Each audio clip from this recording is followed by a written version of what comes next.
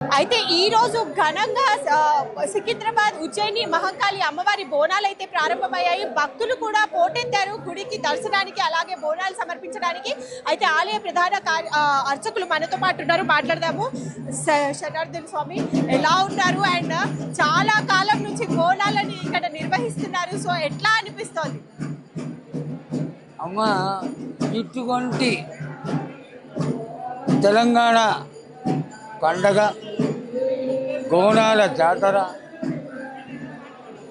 ప్రతి ఇంట అమ్మవారు తాండవం ఆడుతూ అందరూ ఆనందంగా అమ్మవారి దర్శనానికి వస్తూ బోనాలు సమర్పిస్తూ చుట్టాలను పిలుచుకొని ఎంతో కన్నుల పండుగగా చేసేటువంటి ఈ క్రియలో ఈ ఉజ్జయిని మహాకాళి అమ్మవారి ఆలయంలో లష్కరు బోనాల పండగగా ప్రసిద్ధి కాంచినటువంటి ఈ యొక్క పండగ అద్భుతం, ఆనందం.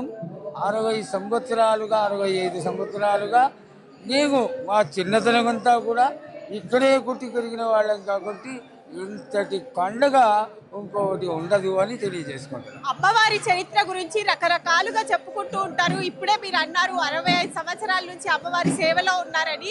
మీకు ఎలాంటి అద్భుతాలు కనిపించాయి, ఎలా ఉంటుంది?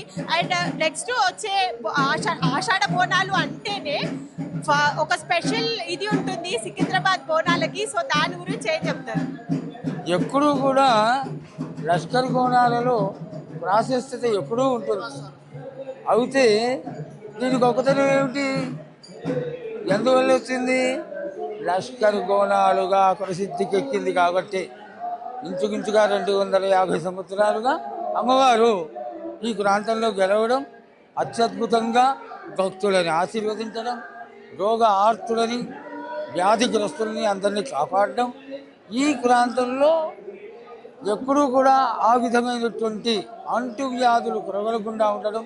ఇంత జరిగిన తర్వాత అమ్మవారు ఈ ప్రాంతం అంతా కూడా కాపాడుతూ ఉంటుంది. అలాగే జాతర ఆషాఢంలో ఇంత కన్నుల పండుగగా జరుగుతుంది. 15 రోజులు జరిగిన ఈ యొక్క కార్యక్రమంలో రేపు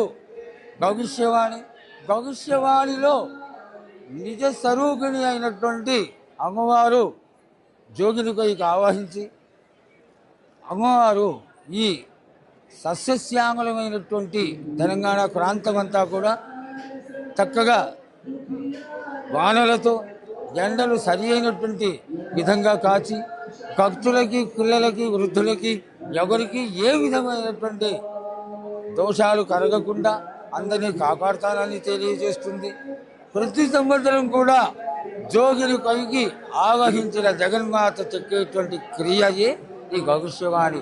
సత్యమైనటువంటి క్రియ కాబట్టి ఈ భవిష్యవాణిని అందరూ చూడడానికి, వినడానికి చాలా ఉత్సుకతతో ఎదురు చూస్తూ అమ్మవారు రేపు మధ్యాహ్నం గజారూఢై అత్తవారింటికి ఘటస్వరూపుడిగా వెళ్ళిపోతుంది. ఆ వెళ్ళిపోవడంతో పండగ ముగుస్తుంది అని తెలియజేస్తూ రాత్రి వరకు 12 గంటలకి మంగళహారతితో పరిసమాప్తం అవుతుంది. తెలంగాణలో అత్యద్భుతమైనటువంటి లష్కర్ బోనాల పండుగ ప్రసిద్ధి కాల్చినటువంటి బోనాల పండుగ వైశిష్ట్యం.